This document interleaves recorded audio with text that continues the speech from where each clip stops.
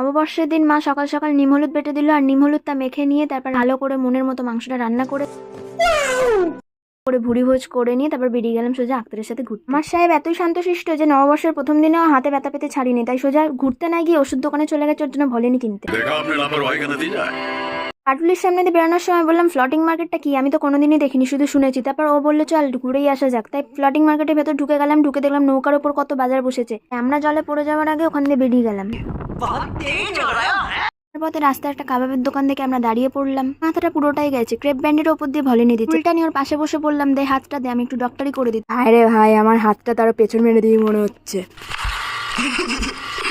আর পাকামো করতে করতে কাবাবও রেডি হয়ে গেছে। আমাদের ইয়াং জেনারেশনে কোনো কিছুতেই ধৈর্য নেই, তাই ধৈর্যের বাদ ভেঙে সামান্য কাবাব খেতে গিয়ে আমার মুখ পুড়িয়ে বসে আছি। ডাক্তার এদিকে ভাবছে, কিরে আমাকে একটু দে, আমাকে দিবি না?